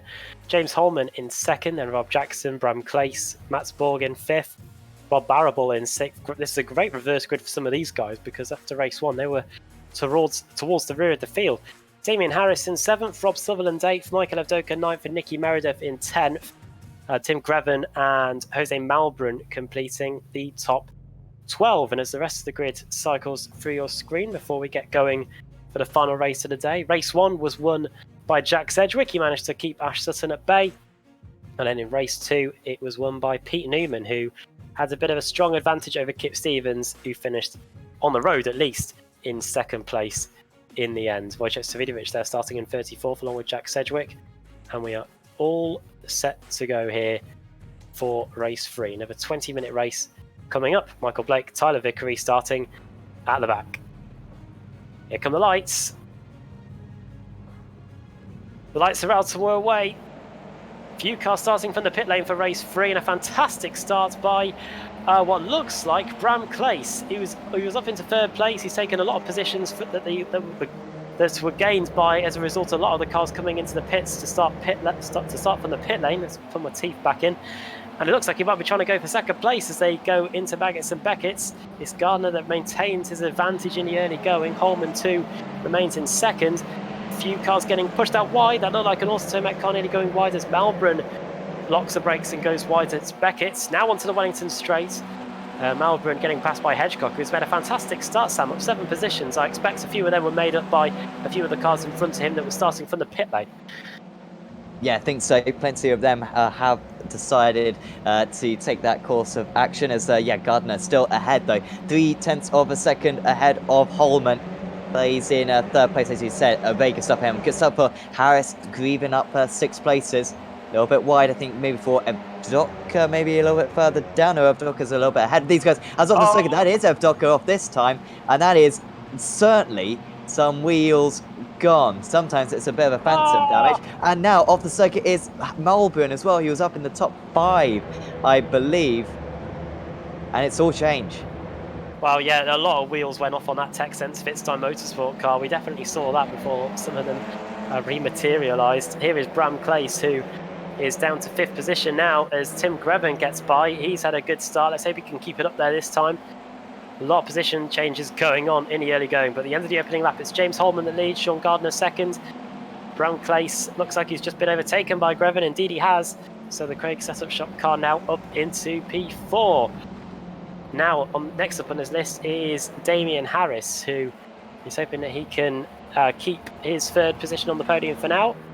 Top 10 is rounded out by Robertson 6th, Cooper 7th, Luke Cooper that is, David Von Breck, Adam Hedgecock in 9th, and 10th for Mike Corder. Some big gains already. Jason Cooper has made up 18 places. Jack Sedgwick, our race 1 winner, has made 20 places as he's just overtaken. Oh, he's in the process of overtaking Mark Johnston down the front straight, and they both run out wide off the circuit, and that allows Johnny Adam, the Scotsman, to try and get by. Back comes Johnston again. He hasn't had much success at this corner so far. However, that's a bit better for the independent Joe. Almost got 3 wide going down this Wellington straight. Are we going to have 3 wide this time? Doesn't seem like that is going to be the case. Oh, Maybe it's going to be 4 wide, potentially. Certainly is going to be 3 wide. Into the corner, Cedric trying to muscle his way down the inside, but that's good defensive driving again from Johnston, who does have to give up that place in the end. Very wide was one of the gyres further down. I'm hearing a lot of crunching of bodywork through Brooklands, and they're losing a lot of time. You can see how Cedric has suddenly just bolted away from these guys. There's Stabani and Adam. Field, who stands to get 3 top 20s in this in today's races, which is superb for an amateur driver. And also, yeah, there is Simon Field just ahead of Meredith. Johnston dropped down on that lap to 18th position, and they're still side by side. John Roberts might have lost a few places. Did have a whole lot of wheels screeching earlier going through Beckett's, and I wonder if that was the boosted motorsport car. But look at this battle then between Johnny Adam and Tim Stabani, 22 versus car 806 down the Wellington straight. It's Stabani, the German, that's on the inside line into Brooklands, and he has got the position. Johnny Adam might try and use the outside line disadvantage to try and get some pace into Lovefield, but to no avail. We're currently looking at the car that's sat in 14th place. 17 places gained for Tim. He's having a very good final race of the day. And Johnny Adam will now be turning his attention to Simon Field. We've got a trio of Irishmen behind Johnny Adam, Simon Field, Nicky Meredith, and Mark Johnston, who, as Sam mentioned a moment ago, has been shuffled down the order somewhat. And these guys are behind the likes of Jason Cooper and Jack Sedgwick, who are starting to disappear up the road in pursuit of the top 10. Johnston's got 2 cars squabbling behind him. That's Adam Hadfield and Ben Palmer that are 2 wide into Maggots and Beckett's. The Automet car on the outside. And it looks like Hadfield should just about be clear as we go onto the Wellington straight. I think we may have had a change for the lead, though, as well as that we perhaps missed with Holman now leading, and we just had a change for second place. Gardner loses out to Damien Harris, who's up 5 places as Harris had to start race 2 from the pits, hence why he started so far up for this race. He finished quite far back in race 2, and he stands a chance at getting his first ever race victory in this ARLTC. Only a second meeting, of course, for Damien Harris. Jason Cooper set the fastest lap of the race a few moments ago. Got a big pack of jars from Van Broek in 5th. He's in 10 places as David Van Broek. Very well done for the amateur driver. And he's second place out of the amateur drivers. And actually, he's got a bit of a gap as well. Thought he was at the front of this queue, but he isn't. He's pulled away from Clays, who's doing a brilliant job at keeping Luke Cooper behind him at the moment. And this is frustrating Cooper. He wants to get much further up the road. Hedgecock and Blackhall, he's doing very well considering they had an awful race 2. Or race 2 which could have been a lot better, safe to say. As Cooper still can't get his car along, so we just go for it into Brooklands. He's far too good a driver for that one, is Cooper. Of course, experience in MX-5s, in the BSR MX-5, and that racing is very similar to this racing at the moment with these big packs of drivers that we've got very close quarters racing. And Hedgecock doesn't really know what to do in this situation. Does he get past Cooper, who is probably a driver faster than him, or does he wait for him to clear the driver ahead? At the moment, he's just having to stay in line. With Jake Blackhawk really nipping at the heels. Just behind them was Roberts and Jason Cooper. I think Roberts getting past on that occasion. Clays is deep. Cooper, pretty much the same situation it was on the last lap, and I'm not sure if he's still going to get ahead. Oh, look at this.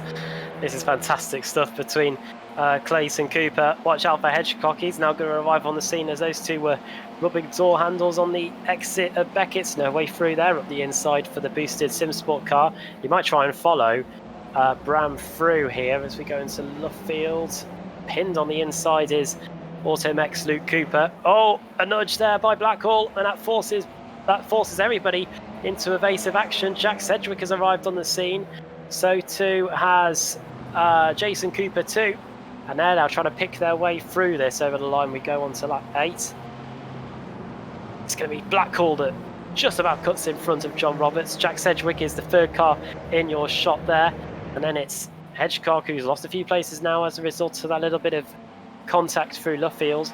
And Sedgwick is going to get to work straight away. Up the inside he goes, past John Roberts and up into 9th place. Parks the car well on the apex just so that John Roberts can't get a cut back on the exit. And now he's got to try and get past Jake Blackhall down the Wellington straight now. for some sort of reason, I've got a different livery for Roberts to everyone else. But the livery that I've got is very cool. It's like a black and white. Very cool livery that he's gone. There's broadcast livery isn't bad either. Oh, that's across the circuit, and then piling in just behind was Cedric, I think, and making some contact with the BitTech car. And this is helping Blackhall to perhaps gain another place. And after making that mistake, I think it was Cooper who made the mistake ahead. And he's benefited from that. Here we go, 3 wide. Oh, breathe in, Jack. Because hopefully he hasn't eaten too many sandwiches today, because otherwise he will be far too wide. They've done a good job there. The 87 nearly gets a tap round as well. That's Clay's. The 86 of Roberts looks as though he'll get past. And oh, well, look at all the Auto Met cars as well, getting a big shove as well. That was a massive shove on the back of Jason Cooper. I feel terrible for Cooper. He was probably pushed off there with absolutely no control, almost like a palm, just shoving him off. Right there, as Holman is still defending from Harris, and this has been close every single time into this section. As going wide, that's Grieven going past Gardner. Oh no, Gardner's spun and he can't rejoin. Oh, that is a big shame for Gardner, because I thought the front wheel drive of that car would help him out, but the slide was that much that he spun round, and well, that's a shame. Grieven is up to 3rd place though. It was a Pro-Am 1-2 in race 2. At the moment, it's a Pro 1-2-3 now. And here we go. This is the fight for the lead. Damien Harris versus James Holman. Watch out for Tim Greven, who will be arriving on the scene too. It's not totally out of the equation that Jack Sedgwick could potentially close these guys down. We've still got over half the race to go, and he is 4 seconds away from David Von Broek, who is in 4th position. Right then, Damien Harris. He was off in the grass at Loughfield in race 1. Now he's going for the lead. Is he going to try and go around the outside of James Holman here? He's not going to be given the opportunity to, because Turn 3 Motorsports yellow car parks on the apex. I don't think Turn 3 have got a win to their name in the ARLTC. They made their debut at Mid-Ohio last week. Did pretty well there, and I'm sure the team will be delighted to see that their car is currently leading the way in the final race of the day at Silverstone, and they'll be eager to get a win on the board early. But Damien Harris and Tim Greven are going to be eager to make sure that they are not able to, and we've got a fantastic scrap on our hands here as we are now on to lap 11.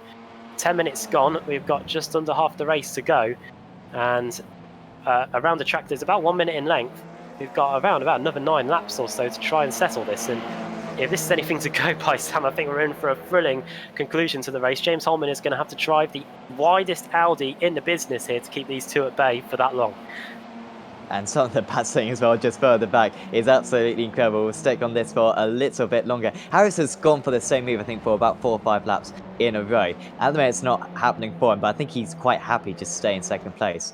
They're not losing too much time battling at the moment, and as you were saying, Cedric could catch them up. Also, Van Broek is absolutely flying along right now. No disrespect to David, but I don't usually think of the Belgian as being quite this quick, but he's absolutely flying along at the moment. One of the fastest drivers out on circuit. Oh, that's a good shot of the inside of the Evo SR car, as Gruven picks up a 1X. I think it's top of his priorities at the moment. Harris did remarkably well, and this is the opportunity for Gruven. Harris has left himself vulnerable here. Gruven couldn't quite take advantage of it, and now Harris has almost got a part of his car alongside, and now they do make contact, and he is off the circuit. It's Harris. Can Van Broek get past? He's half a second behind at the moment. Will just about be all right with Harris, and he will definitely catch up. But Tim Gruven, he's managed to get himself into 2nd place, just slowly making his way up, and he's only got 1 car to overtake for this race lead.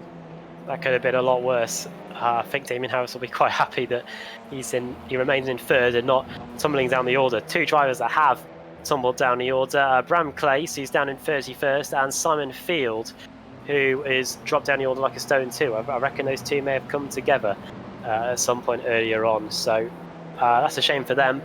But now it's just the top 2 fighting for the lead. Let's hope Damien Harris can latch back onto the rear of these 2. I'm sure he'll have no problem in doing that if they start squabbling again. Tim Greven, is he going to think and move up the inside into Beckett's once again? James Holman makes sure that he can't do that because he positions the car in exactly the right place. Now we're on to the Wellington Straight. This is where a lap ago Damien Harris was trying to Well, they're trying to get to the homeland, and that is the checkered flag.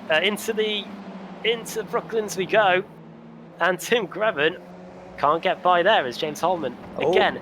He's an immovable object at the front. He's just positioning the car on the inside. It's like a go-karting all over again. And Holman is backing the whole field up, and it's working to his advantage brilliantly here. Yeah, I sometimes think when you got a football match and you're 1-0 up, could you just put all 11 players in the goal? It's almost how Holman is kind of trying. But to be fair, he's still taking the racing line whenever he can. So, I mean, it's not that bad. It's not like Mourinho tactics with the parking the bus. It is all right. So, getting back past this Harris. So, he's now number 2 in line. I don't think Greven will be particularly happy with that because Harris did give him a bit of a tap. I think, to be fair, I think Greven left the door open for Harris to go for it. But this is now with Van Broek in 4th place. Cedric still 3 seconds behind. Is there time? He was nearly 1 second faster than the race leader at that last tour. By the way, apologies that we're focusing so much on these top 4. It is an absolutely awesome battle. We're just missing a great battle just outside the top 10, but you can kind of see what's going on there. Whereas this is properly pivotal at the moment, and I'm just looking at that gap. You can see in the battle box, Cedric, that gap is just rapidly coming down. 2.5 seconds it is now. I mean, to be fair, he can make up that gap. He's still got 4 cars to overtake, and it's showing to be quite tricky to get past James Holman so far. Something's happened to Wojciech Savinovic, not too sure what, but as you can see, the reigning series champion isn't in the top 20 anymore. He's down on, at least on my time screens, as being shown as in 29th place. So not too sure what happened to Wojciech there, but he is down the order. But yeah, you're right, here is Jack Cedric, last time around 59.7. The next quickest time from the cars in front of him was Damien Harris, who did a 1 minute dead, so that's 0.3 of a second difference. Here is David Van Breck, who could be an outside chance for victory here. Damien Harris, though, he's going for the lead. James Holman, is he going to be able to carry enough speed on the inside of Brooklands to make sure he stays in the lead for Luffield? Somehow he has, and I don't know how on earth he managed to pull that off. But the Turn 3 Motorsports yellow car was able to get clear of Damien Harris between Brooklands and Luffield. Don't often see that as they come through Woodcote, and the defensive driving continues between Holman. I wouldn't say this is blocking in any way. I think he's just doing a decent job of making sure that if they are going to get by Sam, they're going to have to go the longest way possible. But I think that no, it's gone now. Into the lead. And they're coming back onto the circuit. That's Blackhall. Oh, Blackhall went the wrong way. Yikes. They managed to recover it, and Blackhall's out of this race, or is he? No, he missed the wall, just about. Yeah, that's incredible. So he's still in 4th place. Wow. Okay, I feel bad for Blackhall there because, yeah, he kind of over-predicted what was going to happen. So Greven now leads, and Van Broek is in 2nd place. Well, it's Crow versus Am. That is a shame for Holman, I must admit, because he was doing a fantastic job at the front, and Turn 3 Motorsports' first win in the ARLTC may have to wait for now. But Craig Setup Shop, they haven't won in this series either, I don't think. Josh Thompson took any honours at Mid-Ohio last week. So they are on course for a potential debut win in the ARLTC. That is unless David Van Breck doesn't get by in the closing 3.5 minutes or so. Nor too does Jack Sedgwick close in on these guys. Last time around, he was the best part of half a second quicker than Tim Greven, our race leader. And around 7 tenths, 8 tenths of a second quicker than David Van Breck in 2nd place. So time is against the Apex Racing Team driver, but these guys right now, they're not squabbling away, so they are going at their absolute best to try and get to the finish line first. Jake Blackwell does remain in 4th place after that hairy moment, trying to avoid the 2 cars off. Then it's Luke Cooper 5th, John Roberts 6th, then it's Tim Stabani in 7th. James Holman fortunately remains in the race in 8th, so too Damien Harris, who's in 9th. There they are. And Johnny Adam in 10th place. He's having a great race meeting so far. I don't think Holman's too set on staying in 8th place either. He has got Stabani in front and John Roberts relatively close by too, so he could potentially get 6th place in the final reckoning now as the race leaders come over the line. A 1 minute 0.1 for Greven, then it's David Van Breck, a 1 minute 0.1 fastest lap of the race. Jack Sedgwick 59.6. You'll catch. I think it was Murray Walker said you can catch, but can you pass? Yeah. I think Greven was very aggressive, wasn't he, in race 2? He's not been as aggressive in this race 3, to be fair. And Van Broek, I think he will just be happy with the podium. I think that would be a nice result for him. Cedric takes chunks of time just through that single right-hander. The one corner around this circuit which the drivers probably won't be totally familiar with. Apart from that, they will know this place like the back of their hands. As we are into the last couple of minutes. 2 laps to go then. As a bit further back, Stabani hanging on against... this is Robert. Yeah, Stabani ahead of Roberts. And then Holman, Harris, Adam a little bit further back. Adam up 16 places from his start. Cedric just set another pass lap. No, he was 1/10 slower on that lap. But Cedric is up into second place. He's got past Van Broek. And that's what I was saying before, how I think Van Broek would be quite happy with the amateur class victory and podium place overall. And he'll be praying these top two have a little bit of a incident themselves. Cedric might have half a lap in order to get past the Craig set-up shop car. Here we go. When we get to the line, we're going to be starting the final lap of the race. So I bet Tim Greven wishes that it was 19 minutes and 50 seconds, not 18 minutes and 50 seconds. Otherwise, he'd only have to defend for 2 corners. But he's going to have to put up the defence of his life. Jack Sedgwick, who's already won one race today. He won race 1 after getting past Ash Sutton early on and not looking back from there. Now he wants to add a second victory into the winners column on his fight to become champion. He was so close to being ARLTC champion in the winter, but he had to miss out. So it was Wojciech Savidovic that was the champion. Now he's trying to get the lead here in the final race at Silverstone. Greven, can he get to the inside? He already defended the inside, which might prove to be costly. We'll have to wait and see. Jack Sedgwick is up the inside then. This is the final lap of the race. Now we're on to the brakes into Beckett's. Howes, he just gets it slowed down. Greven trying to get back up the inside. He's going to have to hope that he gets a decent toe down the back straight here and maybe try and throw it up the inside into Brooklands, because Jack Sedgwick is into the lead with 2/3 of a lap to go. Under the bridge we go on the Wellington Straight. Is Greven going to go for a full-on send up the inside? He tries his best, but you see Sedgwick is right on the ragged edge. Now into Luffield. It's going to have to be a drag race if Tim Greven's going to get anything from it.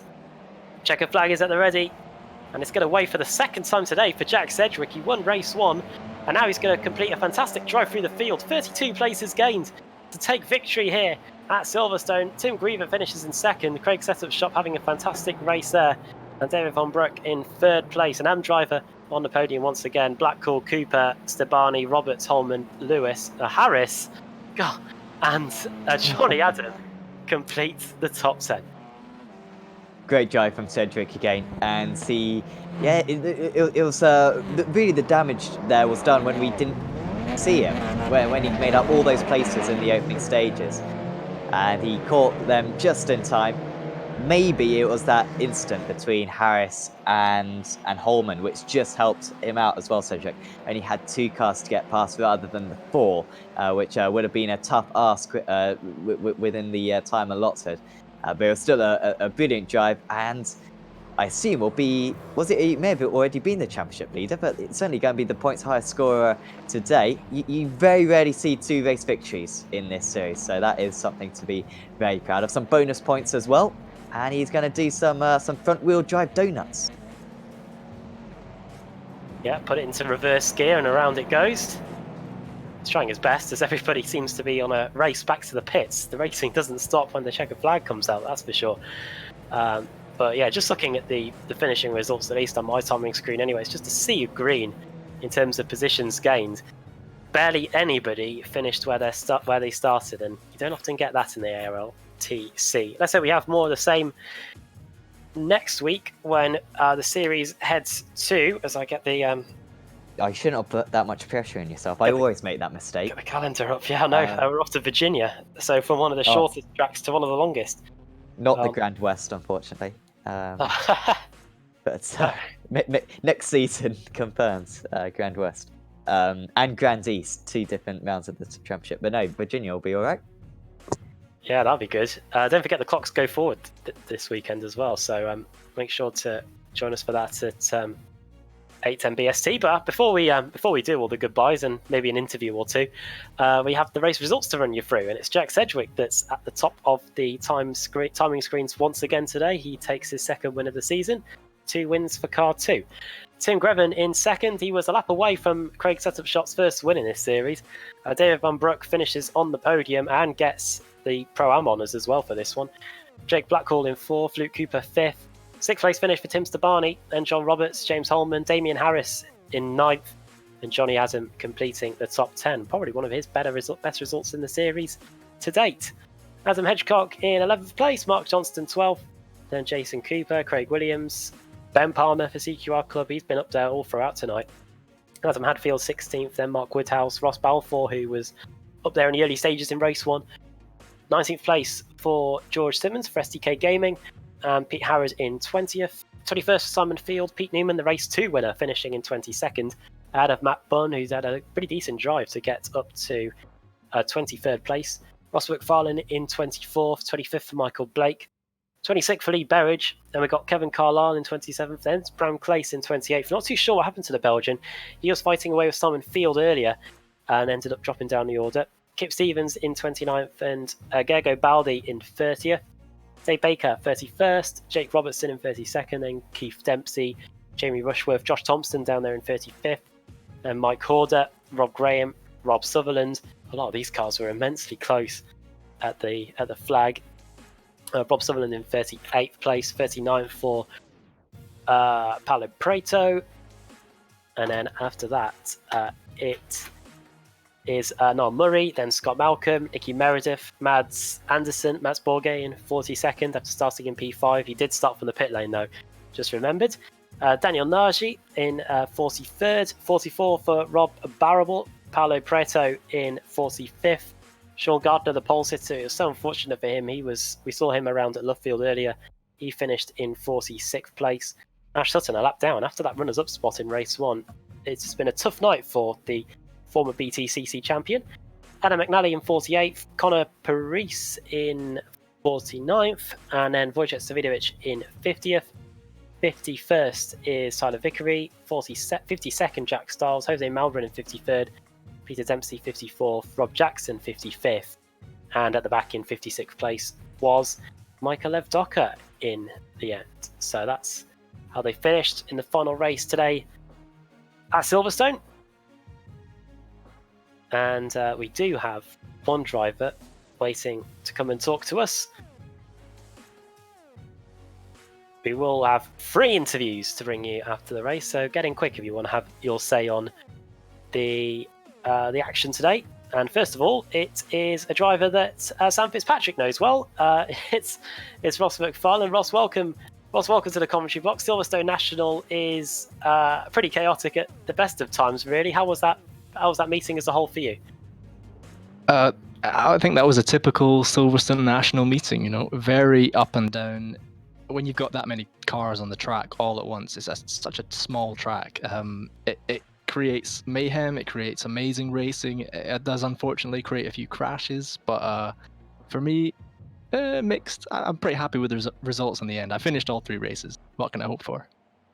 I don't think there's many tracks on a calendar where you can go side by side for pretty much a lap and beyond. How was that when you had your spotter constantly telling you had a car on your outside or your inside for the best part of a lap or 2 throughout the whole race? Oh, it's really quite entertaining.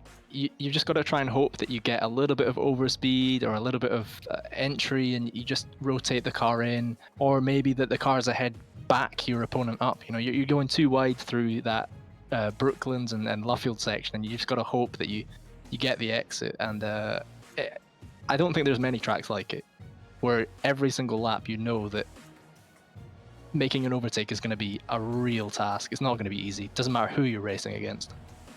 How's the new damage model factoring into the equation as well? We did see a few wheels flying about in race 2 and race 3 especially. It's a little odd.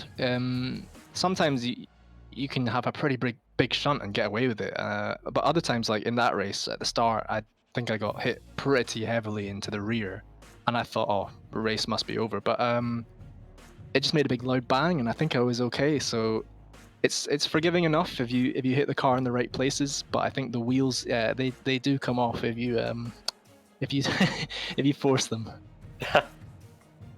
Next week, from one of the shortest circuits out there to one of the longest, Virginia International Raceway, the full layout for that one. How's the preparations going to go for that one? It's a track which has got quite a few hard braking zones, a few long straights as well. It should be a track that favours this car well.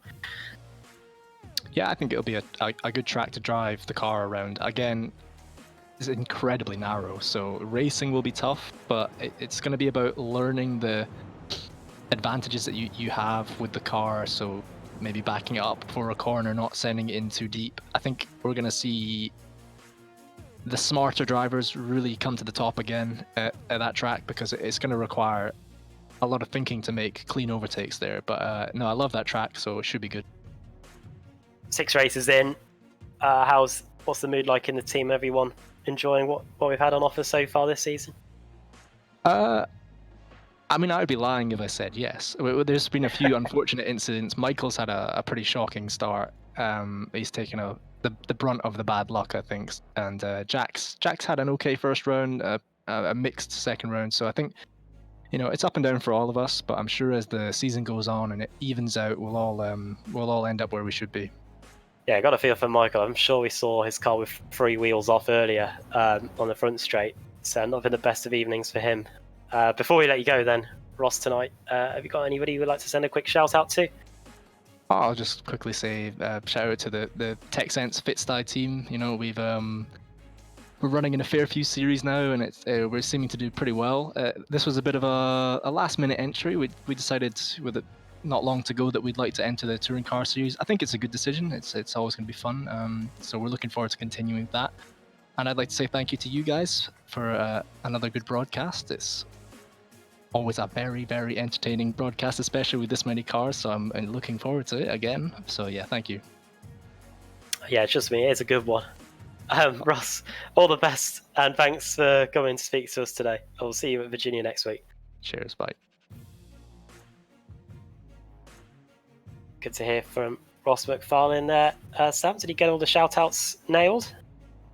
I think so. Could have been a bit more personal towards myself, to be honest. No, but certainly Jack Stars, he does a lot of the work for that one. So a big shout out to him for that performance from Ross and all the FitSty drivers.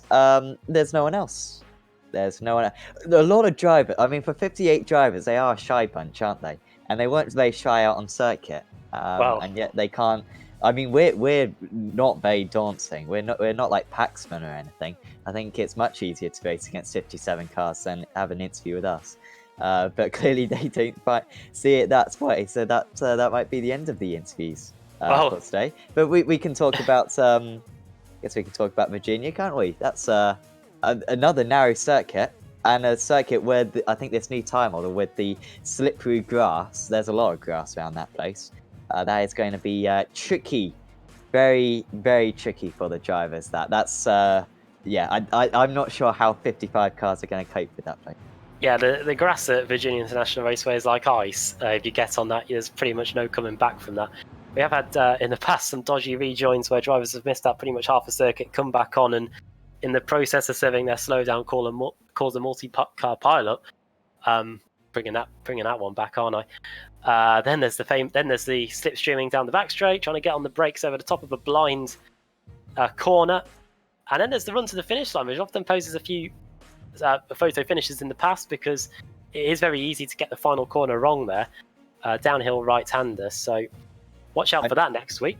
We do have a camera pack for that place. Thank goodness, because anyone who's tried to, I emphasize tried to watch themselves drive around that circuit. The default camera packs are not the best in the world, but we have got one specified for that, so you will be able to watch some of the action for that round. Well, it's a good thing that we've got this new Silverstone, isn't it? Because I think the Silverstone National and the old one, the cameras there, you were getting shots of the crowd and trees and whatever. So, thank you for this new version of Silverstone iRacing.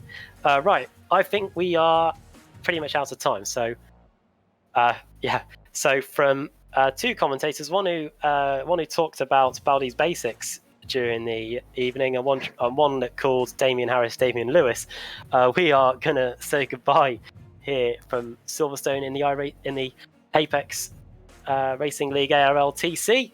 Reminder, the next week we will be at Virginia International Raceway. Make sure to join us for that one. Coverage gets underway at just after 8 o'clock British summer time. Remember, the hours go forward this week, so make sure to tune in for that one. My thanks to Sam Fitzpatrick for joining me in the commentary box this week, and to Sam Kumo for doing the cameras too. We'll be back this time next week at Virginia. So from all of us here at Silverstone, bye for now.